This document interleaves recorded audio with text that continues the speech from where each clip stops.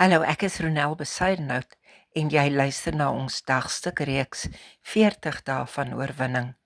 Dis 'n reeks geskryf vir lydingstyd. Vandag is die 7de dag in hierdie reeks.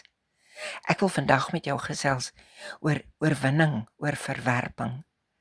En die teksvers wat ek wil gebruik, kom uit Psalm 27 vers 10.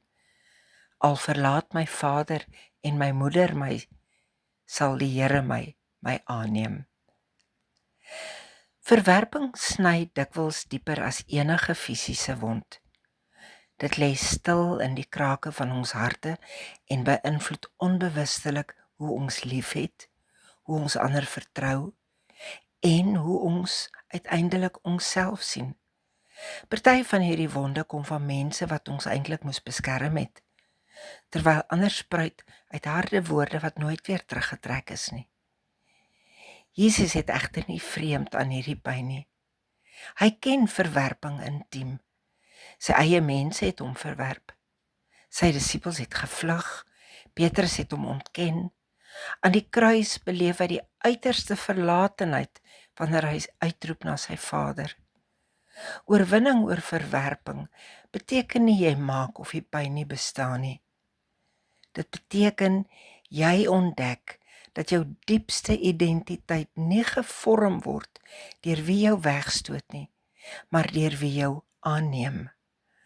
God se aanvaarding is nie oppervlakkig nie. Dit is kruisdiep. Jy is gewild in die hart van God. Ek wil graag saam met jou bid. Here, ek bring my wonde van verwerping na U toe. Dankie dat U my aanneem, selfs wanneer ander my wegstoot. Help my om my waarde in U liefde te vind.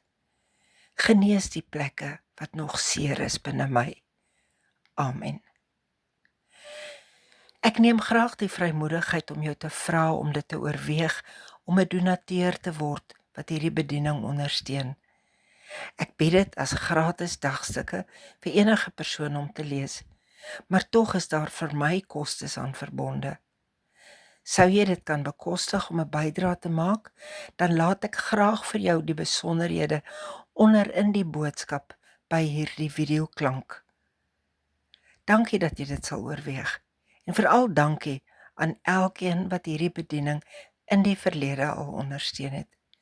Tot môre, wanneer ons voortgaan met dag 8.